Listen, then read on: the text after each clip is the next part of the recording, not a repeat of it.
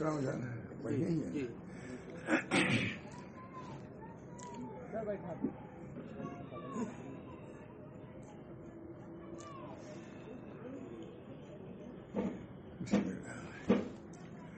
الحمد لله نحمده ونستعينه ونستغفره ونؤمن به ونتوكل عليه ونعوذ بالله من شرور أنفسنا ومن سيئات أعمالنا من يهده الله فلا مضل له ومن يضلل فلا هادي له ونشهد أن لا إله إلا الله وحده لا شريك له ونشهد أن سيدنا ونبينا ومولانا محمدا عبده ورسوله صلى الله تعالى عليه وعلى آله وأصحابه وأزواجه وذرياته وسلم تسليما كثيرا كثيرا. أما بعد، قال النبي صلى الله عليه وسلم خير الناس أنفعهم للناس. اور کمایا اتفاق سے یہ موقع میرے سامنے دوسری مرتبہ ہے. آپ بھی جانتے ہیں کہ میں ہمیشہ ہر سال ہی گجرات جاتا ہوں. وہاں ہر قسم کی ضرورتیں پوری کرنی پڑتی ہے. مسجدوں کی بنیاد معلوم کتنی. اب تو جائیے وہاں، میرا خیال ہے میلوں تک مسجدیں کی بنیاد اس حقیقی ہی رکھا ہے، کیونکہ ان لوگوں کی بھی ترقی کا زمانہ وہی ہے جب میں گیا 2-4 سال پہلے سے. روپیے پیسے کے اعتبار سے الحمدللہ اچھے تھے، تو انہوں نے اس میں بھی ہمیشہ پیش قدمی کی اور اس کے لیے بنیاد رکھنے کے لیے لے جاتے تھے. اسی بنیاد رکھنے میں ایک دواخانے کا افتتاح بھی تھا. بہت بڑا اسپتال تو ہے، بہت بڑا. جو فسادات ہوتے تھے تو انہوں نے متفقہ طور پر اسپتال قائم کرنا چاہا. اس میں مجھ کو لے گئے، انہوں نے دعوت دیا کہ تم ہی افتتاح کرو. تو مجھے نئی چیز تھی میرے لیے. میرے ایک بہت بڑے عالم وہاں گئے تھے، ان سے پوچھا کہ ہم کو صرف یہ بتلا دیجیے ہم شروع میں کیا پڑھیں، اس کے بعد سب آسان ہو جاتا ہے. جب متعین ہو جاتا ہے موضوع تو الحمدللہ آسان ہو جاتا ہے. تو انہوں نے یہ پڑھی کہ ارے یہ پڑھ دینا، خیر الناس انفعهم للناس. تم میں بہترین وہ لوگ ہیں جو زیادہ لوگوں کو نفع پہنچائیں. یہ دواخانے سے بڑھ کے نفع کیا ہوگا؟ تم دواخانے کے افتتاح کے لیے جا رہے ہو. خود بہت بڑے عالم تھے اور وہ بھی عالم، اسپتال بہت بڑا. تو میں باہر چکر میں پڑا کہ یار نئی چیز میں کہاں دواخانے کی محترم کیا بیان کروں گا. تو ان عالم سے محترم تھے، وہ محترم بہت بڑے. میں نے کہا کہ مجھے سمجھ نہیں آتا ہے کہ وہاں جا کے بیان کس سے شروع ہوگا، موضوع کیا ہوگا. تو انہوں نے کہا یہ آج پڑھ دینا خیر الناس، یہ حدیث خیر الناس انفعهم للناس. لوگوں کے بہترین وہ لوگ ہیں جو لوگوں کے لیے زیادہ نفع بخش ہو. یہ آیت پڑھی، اس کو بیان کیا میں نے الحمدللہ. میں نے کہا دیکھیے یہ ہے ظاہری علاج ہے، اس کی بھی ضرورت ہے. نبی اکرم صلی اللہ علیہ وسلم جیسے باطنی امراض کے علاج بتلاتے تھے، ظاہری امراض کا بھی علاج بتلاتے تھے. جو آتا ہمارے سرحانی رکھی ہے طب نبوی، آپ وہ دیکھیے مغربہ کیا ہے یہ صفات.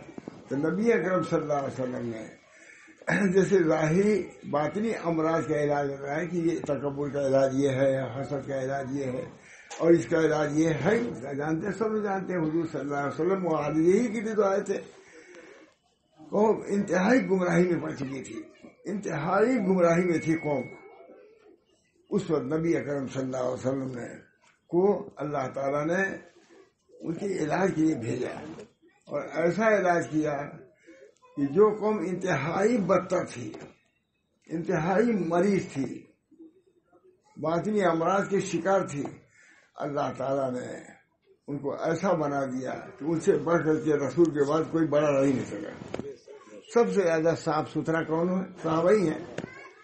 آتا ہے حدیثوں میں آتا ہے کہ اللہ تعالیٰ نے ارواح کو دیکھا تو سب سے اچھی روح نبی اکرم صلی اللہ علیہ وسلم کی ملی، اس کو نبی بنا دیا. پھر وہ ان کے رفقا کے لیے دیکھا تو سب سے اچھی ارواح صورت کیا ملی؟ صحابہ کی ملی. چنانچہ لکھا علماء نے لکھا ہے اذا سخر اللہ لسعید فکلہم سعداء، جب کسی سعید کے لیے، اس کی صحبت کے لیے، اس کے صحابت کے لیے اللہ چنتا ہے تو سب کے سب سعید ہی ہوتا ہے. اذا سخر اللہ لسعید فکلہم سعداء، تو صحابہ کرام ایسا اعزاز کیا نبی اکرم صلی اللہ علیہ وسلم نے، یہ سب پاک و صاف مزکا ہو گئے.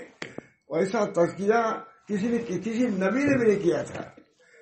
ایسی گندی قوم بھی نہیں ملی تھی حضور صلی اللہ علیہ وسلم کے علاوہ انبیاء کو، جتنا حضور صلی اللہ علیہ وسلم کے لوگ ظاہر میں جاہلیت کے شکار تھے. حضرت موسیٰ علیہ السلام کی قوم کو نہیں کہا جاتا دور جاہلیت کو لے تھے، لیکن نبی اکرم صلی اللہ علیہ وسلم جب تشریف لائے ہیں وہ دور جاہلیت تھے، اور جاہلیت سے بڑھ کے کوئی مرض نہیں. ہمارے حضرت فرماتے تھے، لوگ کہتے ہیں کہ جنگ ایمان اور کفر کی تھی، یہ فرماتے تھے، لیکن میں کہتا ہوں کہ علم اور جہل کی جنگ تھی. فرماتے تھے، لکھا ہوا ہے علم اور جہل. قوم جہالت کے اندھیروں میں ڈوب چکی تھی، غرق ہو چکی تھی، ختم ہو چکی تھی. نبی اکرم صلی اللہ علیہ وسلم نے آ کر کے لوگوں کو بتلایا کہ تم کس لیے پیدا ہوئے ہو، کیا تم کو کرنا ہے. شروع سے آخر تک کی تعلیم چند سالوں میں دے دیا. یہ حضور صلی اللہ علیہ وسلم کی انتہائی کامیابی کی بات ہے. هو الذي بعث في الأميين رسولا منهم يتلو عليهم آياته ويزكيهم ويعلمهم الكتاب والحكمة وإن كانوا من قبل لفي ضلال مبين. خود گمراہی میں تھے. اللہ فرما رہا ہے خود ہی گمراہی میں تھے. معلوم ہوا کہ نبی اکرم صلی اللہ علیہ وسلم کے اندر اتنی قوت تھی، اصلاح و تربیت کی ایسی قوت تھی جو انتہائی ضلالت میں جہالت میں قوم تھی، اس کو اٹھایا ہے کہ یہود و نصارہ، روم و فارس جو اپنے تاریخ پر، اپنے علم پر، اپنے سب پر ناز کرتے تھے، وہ جھکے حضور صلی اللہ علیہ وسلم سامنے. حضور نے ایسی جاہلوں کو، جاہل مطلب امیوں کو کہیے، ایسی تعلیم دیا کہ وہ لوگ بھی سرنگو ہو گئے. نبی اکرم صلی اللہ علیہ وسلم نے میرے دوستوں بزرگوں علمی تعلیم بھی دیا، اخلاقی تعلیم بھی دیا، معاشرتی تعلیم بھی دیا. آج ہی میں نے بیان کیا کہ زیادہ حضور صلی اللہ علیہ وسلم نے معاشرت کی طرف کی. معاشرت اتنی گندی تھی کہ حضور جیسا آدمی آہی کر کے اس معاشرت کو دور کر سکتا تھا اور دوسرا نہیں کر سکتا تھا. اسی طریقے سے میں کہتا ہوں اس زمانے کے اعتبار سے ہے کہ یوں سبھی نے اصلاح کیا ہے، مگر نبی اکرم صلی اللہ علیہ وسلم کے بعد صحابہ کو چھوڑیے اور لوگوں کو چھوڑیے، مگر حضرت مولانا تھانوی نے آداب المعاشرت پر جتنا کلام کیا ہے اور جتنا کام کیا ہے کسی اور نے نہیں کیا. امت کو آداب اسلامی اور آداب ایمانی، آداب نبوی سے پورے طریقے سے متربع کر دیا، بلکہ اس پر لگا دیا حضور صلی اللہ علیہ وسلم کی تعلیمات. تو اسی میں سے اگر حضور صلی اللہ علیہ وسلم جیسے امراض باطنی متعلق بیان کیا ہے، اگر امراض ظاہری متعلق نہ بیان کرتے تو ایک نقص سمجھا جاتا، مگر نبی اکرم صلی اللہ علیہ وسلم نے اس پر پوری بحث کیا. ہمارے حضرت اخیر میں تو اتنا ہو گئے تھے کہ ہم لوگوں کو خود پڑھایا ہے، شرح اسباب تک پڑھایا ہم لوگوں کو، اور فرماتے تھے اس کی بھی ضرورت ہے. حضرت مولانا گنگوہی رحمۃ اللہ علیہ باقاعدہ طبیب تھے، اور اس بنا پہ اس کی بھی ضرورت ہے. اس کو بھی بہت زیادہ اہمیت ہے. جو آج لکھا ہے شامی نے لکھا ہے دل مختار میں کہ طب بھی فریضہ کفایہ ہے. اس طرح پر یہ جو کام ہوا ہے میں سمجھتا ہوں کہ یہ بھی دینی ہی تھا اور ضروری تھا، جس کی وجہ سے میں آیا. مجھے خوشی ہے کہ اللہ تعالیٰ نے ایسے اچھے کام میں شرکت کی توفیق مرحمت فرمائی. اگرچہ آپ دیکھ رہے ہیں طبیعت کچھ آسان نہیں ہے، لیکن مجھے کچھ نہیں ہے، اس کا احساس ہے. اللہ تعالیٰ نے مجھے ایسے متبادل جگہ پر ایسے متبادل مقصد کے لیے بھیجا جس سے مجھے بہت خوشی ہے. جو لوگ لے آئے اللہ تعالیٰ ان کو جزائے خیر بنائے. اللہ تعالیٰ جس مقصد سے بنیاد رکھی گئی ہے اس میں خوب خیر و برکت ہو، امت کو نفع ہو. یہ کام معمولی نہیں ہے. آتا ہے روایتوں میں، میں نے خود سنا ہے کہ ایک طبیب نے کہا ہے کہ نبی اکرم صلی اللہ علیہ وسلم کی ہم نے علاج کیا وہ اچھے ہو گئے.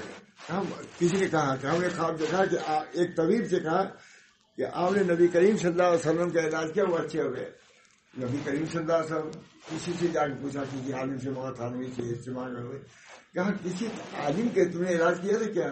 کہا ہاں, کیونکہ وہ متبع سنت عالم تھے, اس وقت تم نے اس کا علاج کیا وہ اچھے ہو گئے تو گویا کہ نبی اکرم صلی اللہ علیہ وسلم بھی تم نے علاج کیا. یہ میں نے حضرت سے سنا. اس بنا پر یہ علاج جو بزرگوں کا ہوتا ہے یہ بہت بڑی بات ہے. کسی کی بھی ساتھ اخلاق کا معاملہ کرنا, اور خاص طور سے اس زمانے میں جبکہ جسمانی امراض بھی عام ہے, اس بنا پر تھوڑی سی بھی کوئی رعایت کر دیتا ہے, خصوصی سے بول دیتا ہے, آدمی کو دل میں انتہائی مسرت ہوتی ہے, انتہائی خوشی ہوتی ہے. اس بنا پر اللہ تعالیٰ ہم سب لوگوں کو جو کام بھی کریں اللہ کی طرف کے لیے کریں, کیونکہ یہ معمولی ہے کہ 63 62 اسی عمر رہتی ہے. عمر تو تھوڑی سی ہے, تو تھوڑی جب عمر ہے تو اس میں عمل کے اعتبار سے اگر تھوڑا ہے تو اجر و ثواب سے اللہ نے بڑھا دیا. میں کہا تھا جیسے شب قدر کے بارے میں ہے, عمر نے کہا کہ ہم لوگ ان لوگوں کی اتنی عمریں ہوتی تھی, سب ایک رات خالی اتنے سال کی ایک رات ہی دیتا ہوں. میں اس زمانے میں کہتا ہوں کہ عمریں تو کم ہے, نیک کام کرنا ہے, جنت میں جانا ہے, تو اس کی صورت یہی ہے کہ یہ نیک کام کرنا ہے. جتنا بھی اللہ تعالیٰ کے بندوں کی مدد ہو سکے کسی درجے سے, روحانی یا جسمانی, یہ بہت بڑی نعمت ہے, بہت بڑی دولت ہے. یہ تھوڑا سا اس زمانے میں تسلی دے دینا ہے, یہ بڑی بات ہے. میں تو مہینوں ڈاکٹروں کے چکر میں پڑ رہا ہوں. 2 مہینے لڑکے کا بھی انتقال ہو گیا, بیوی کا بھی انتقال ہو گیا. اس میں نے دیکھا وہ صاحب انتہائی بد اخلاقی سے مسلمان ڈاکٹر پیش آ گئے. میں نے کہا جو اور بیان کیا, انتہائی ہندو سے کوئی بات پوچھے غیر سے وہ تو کچھ بدلا بھی دیتا ہے. میرے گھر میں بالکل بھی بات ہے, میں کہتا تھا کہ اللہ ان کو بیماری کیا ہے, کسی نہیں بدلا ہے. ایک ڈاکٹر مجھ سے کہا مولانا 40% پیپر خراب ہو چکا. مجھے اطمینان ہو گیا کہ مجھے معلوم ہو گیا کیا مرض ہے.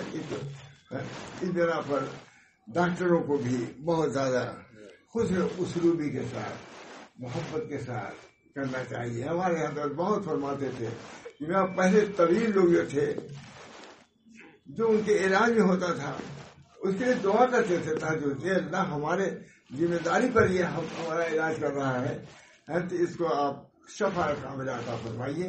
یہ بھی ایک دین کا کام ہے, مطلب کہ یہ سمجھ دنیا کا نہ سمجھیے. تو میرے اوپر خود یہ سب بیتی ہوئی ہے. حضرت نے کہا کمزمان تم بھی پڑھ لو, ڈاکٹری پڑھ لو. اور چپ کہتے تھے, کہا دیکھو کرسی پہ بیٹھ جانا, نسخہ لکھتے رہنا اور دن کا کام بھی کرنا. تو کوئی خود حضرت مجھے تو خاص باتیں ہیں ہمارے ساتھ.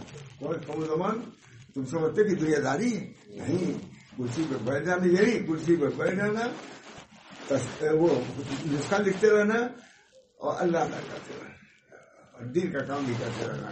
تو یہ سب تائیدات میرے لیے ہیں جیسے آپ لوگوں نے سنا دیا. مولانا حضرت بہت اس کی طرف متوجہ تھے, اخیر میں تو بہت مولانا بھی لکھے.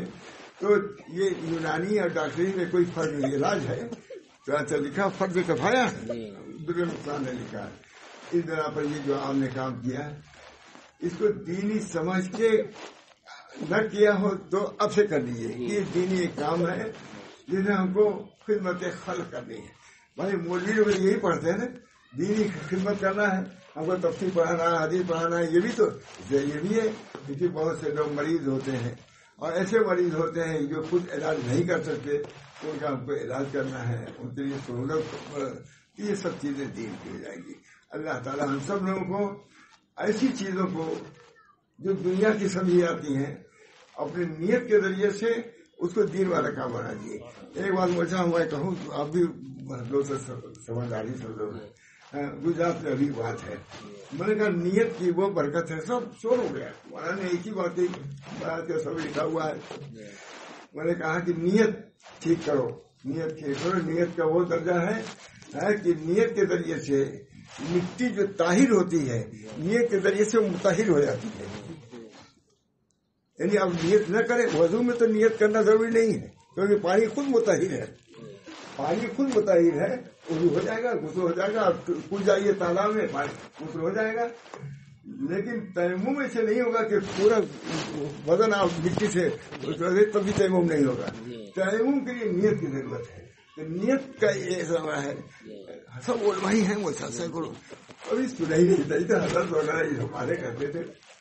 تو بہت شور ہوا. مولانا نے عجیب بات کہی کہ تیمم میں نیت کی ضرورت ہے کہ ہم تیمم اس لیے کر رہے ہیں تاکہ ہم نماز پڑھیں. تو تیمم وضو کا قائم مقام ہو جاتا ہے اور وہ غسل کا قائم مقام ہوتا ہے. پانی تو خود مطہر ہے، اس سے طہارت حاصل ہوگا، کوئی تعجب کی بات نہیں ہے. لیکن مٹی طاہر تو ہے، مطہر نہیں ہے، وہ کسی کو پاک نہیں کر سکتی. مگر نیت کی وہ برکت ہے کہ مٹی بھی اللہ کے تیمم کو ایسے مطہر ہو جاتی ہے. نیت بہت بڑی چیز ہے. اللہ تعالیٰ ہم سب لوگوں کو، اب یہ سب چیزیں ادھر ایسے باریکی نہیں ہے، باریکیاں یوں کی خاصیت ہے. یہ سب چیزیں سن کر کے بہت متعجب ہوتے ہیں لوگ. بہرحال انہوں نے قدر کیا، علمی اعتبار سے نہیں قدر کیا.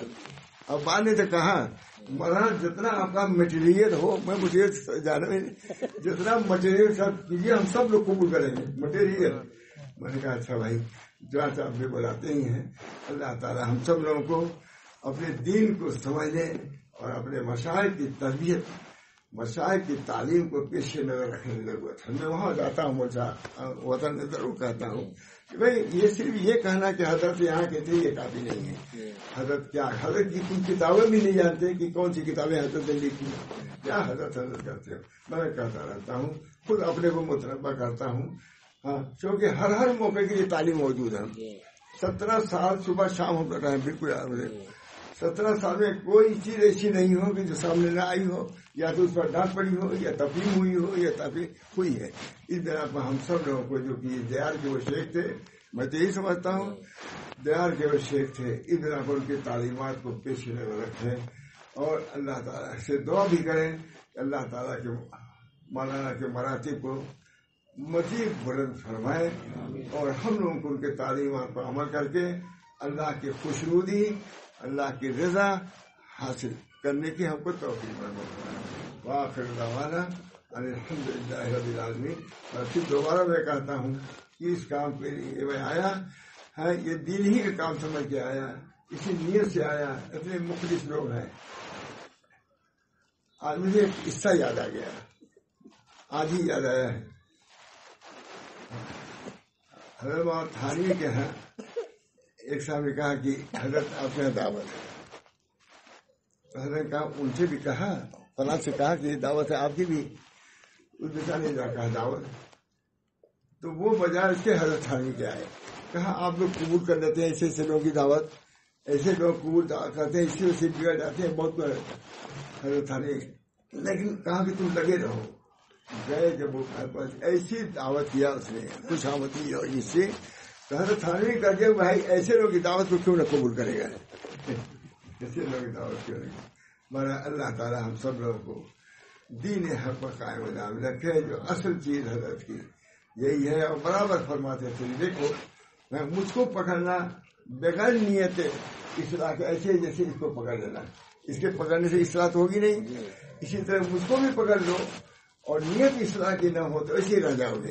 اس طرح پر ان کی تعلیمات ابھی موجود ہیں، سنائی بھی جاتی ہیں اور جگہ بھی موجود ہے. اس وجہ سے ہم لوگ اس سے ربط رکھیں. انشاءاللہ العزیز دفعہ بات نہیں ہوگا اور انشاءاللہ العزیز حضرت کے ہاں ہم لوگوں کا حشر نشر انشاءاللہ حضرت کے ساتھ ہوگا. دعا کریں اللہ تعالیٰ سے کہ اللہ تعالیٰ مجھے بھی ہمارے تمام بچوں کو ماشاءاللہ. بڑی بات ہے کہ حضرت کے رواں سے آ گئے. کہیں بھی آج تک میں تو نہیں سمجھتا کہ کہیں ہندوستان میں اسی جگہ جمع ہوئے ہوئے حضرت جمع اتنے لوگ. آپ لوگوں کی خوش قسمتی ہے کہ آ گئے. اللہ تعالیٰ ہمارے محبوب تو رہتے ہی ہیں، ہمارے ریاض سے بھی آ گئے الحمدللہ. یہ سب ہے اللہ کا شکر. تو بہت ہے. عبداللہ بھی ہیں، سمجھیے آتے ہی ہیں، عبید اللہ بھی آ گئے ہیں. اور یہ سفیر کو تو جانتے ہی سب لوگ حضرت کے آدمی ہیں. اور حضرت لوگوں میں بیٹھا ہوں، اس وجہ سے بہت خوشی سے بھی کچھ بات کہہ نہیں پا رہا ہوں. اس وجہ سے اللہ تعالیٰ ہم سب لوگوں کو راہ راستہ رکھے، طریقے تصوف پر، طریقے شیپ پر قائم و دائم رکھے اور انہیں کے ساتھ ہمارا حشر بھی ہو. درست اللہم صلی علی سیدنا محمد اللہم صلی علی سیدنا محمد. یا اللہ اپنے فضل و کرم سے میرے اس آنے کو، میرے بچوں کے آنے کو، اتنے حضرات صلحاء کے جمع ہونے کو قبول فرمائیے. اور صالحین صرف دین کی نسبت پر آئے اور کوئی دنیا کا نہیں، دین کی نسبت پر آئے. اللہ تعالیٰ اس کو قبول فرما اور ہم سب لوگوں کے لیے مغفرت کا اس کو ذریعہ بنا. اور جو دعویٰ خانہ قائم ہوا ہے اللہ تعالیٰ اس میں مزید برکتیں عطا فرمائے، اس کے اندر خوبیاں عطا فرمائے. اللہ تعالیٰ سب کو صحت عطا فرمائے، صحت ظاہری نہیں بلکہ صحت باطنی بھی عطا فرمائے. ربنا تقبل منا انک انت السمیع العلیم برحمتک یا ارحم الراحمین بحرمت سیدنا نبی کریم صلی اللہ علیہ وسلم.